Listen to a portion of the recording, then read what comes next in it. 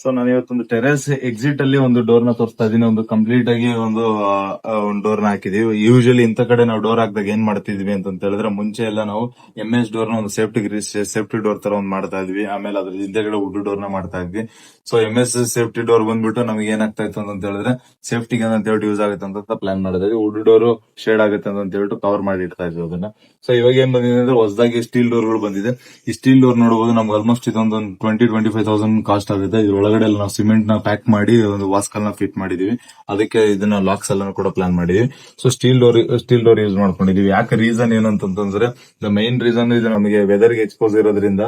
So ಇದು ಏನು ನಮಗೆ ವೆದರ್ ರಿಯಾಕ್ಷನ್ಸ್ ಏನು ಆಗಲ್ಲ ಅಂತ ಹೇಳ್ಬಿಟ್ಟು, ಆಮೇಲೆ ಇದು ರಸ್ಟಿಂಗ್ ಅದೆಲ್ಲ ಏನು ಬರಲ್ಲ ಅಂತ ಹೇಳ್ಬಿಟ್ಟು, ಸೊ ಆಮೇಲೆ ನಮಗೆ ಬಿಸಿಲಿಗೆ ಯಾವ್ದೇ ತರದ ರಿಯಾಕ್ಷನ್ ಆಗಲ್ಲ, ಆಮೇಲೆ ನೀರ್ ಬಿದ್ರು ಏನು ಹಾಳಾಗಲ್ಲ ಅಂತ ಹೇಳಿ. ಅದ್ರ ಜೊತೆನಲ್ಲಿ ಸ್ಟ್ರಾಂಗ್ ಆಗಿರುತ್ತೆ ಸ್ವಲ್ಪ ಸ್ಟೀಲ್ ಡೋರ್ ಅಂತ ಹೇಳಿದ್ರೆ. ನಾವು ಈಸಿಯಾಗಿ ಬ್ರೇಕ್ ಮಾಡಕ್ಕಾಗಲ್ಲ, ಮಲ್ಟಿ ಲಾಕ್ಸ್ ಕೂಡ ಇರುತ್ತೆ ಅಂತ ಹೇಳ್ಬಿಟ್ಟು ಟೆರೇಸ್ ಡೋರ್ ಗೆ ಅಂತ ಹೇಳಿ ಪ್ಲಾನ್ ಮಾಡಿದೀವಿ. ಸೊ ಈ ತರ ಡೋರ್ ನ ನಾವು ಟೆರೇಸ್ ಡೋರ್ ಗೆ, ಮತ್ತೆ ಬಾಲ್ಕನಿ ಡೋರ್ಸ್ ಗೆ, ಮತ್ತೆ ಯುಟಿಲಿಟಿ ಡೋರ್ಸ್ ಗೆ, ಆ ತರದಕ್ಕೆಲ್ಲರೂ ಕೂಡ ಇದನ್ನ ಸಜೆಸ್ಟಬಲ್. ಸಮಟೈಮ್ಸ್ ಮೈನ್ ಡೋರ್ ಕೂಡ ಮಾಡ್ಕೋಬಹುದು. ಸೊ ನಮಗೆ ಕಂಫರ್ಟಬಲ್ ಬಜೆಟ್ ನೋಡ್ಕೊಂಡು ಪ್ಲಾನ್ ಮಾಡಬೇಕಾಗತ್ತೆ.